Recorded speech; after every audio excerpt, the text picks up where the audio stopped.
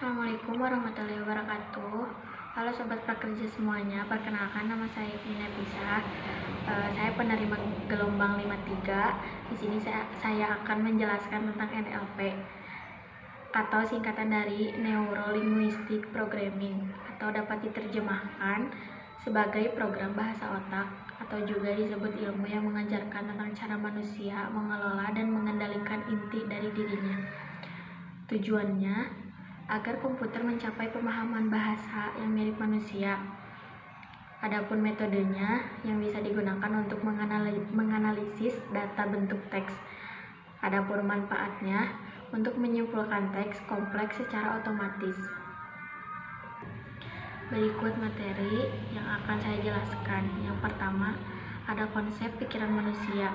Yang pertama, menurut keilmuan, pikiran manusia terdiri dari dua fungsi, yaitu fungsi pikiran sadar dan pikiran bawah sadar.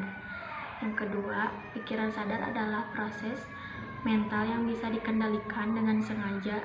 Pikiran bawah sadar, mental yang berfungsi secara otomatis sehingga kita hampir tidak menyadarnya dan sulit untuk dikendalikan secara sengaja.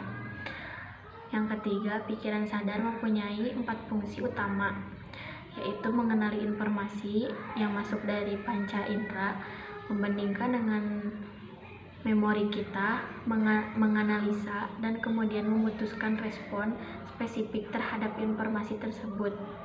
Sedangkan pikiran bawah sadar berfungsi memproses kebiasaan, perasaan, memori permanen, persepsi, kepribadian, kreativitas, dan keyakinan.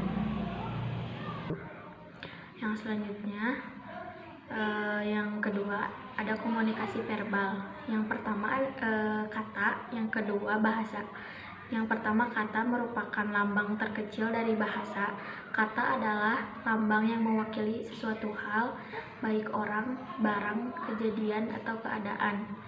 Yang kedua, bahasa adalah suatu sistem lambang yang memungkinkan orang berbagi makna.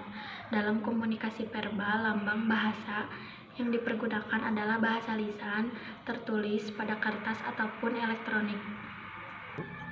Adapun materi yang ketiga, kalimat positif. Yang pertama, contohnya katakan apa yang diinginkan, hindari mengatakan apa yang dilarang. Yang kedua, hindari kata-kata jangan, bukan, tidak boleh. Yang ketiga, ucapkan kebalikannya atau lawan kata, atau ganti dengan kata-kata hindari, jauhi, hentikan. Yang keempat, kalimat positif bisa mengarahkan pada fokus, pusat perhatian. Yang kedua, kesan atau impresi. Yang keempat, ada materi kalimat efektif terbagi dua. Yang pertama, kalimat yang menimbulkan pemahaman atau representasi internal, komunikasi sesuai tujuan komunikator. Yang kedua, kalimat yang berdampak pada respon atau sikap dan perilaku audien atau komunikan sesuai tujuan komunikator. Adapun materi patching dan leading, prinsip raport adalah melakukan dengan menonjolkan kesamaan-kesamaan sampai terasa kenyamanan dalam berkomunikasi. Barulah setelah itu kita mengeksekusi apa yang menjadi tujuan komunikasi kita.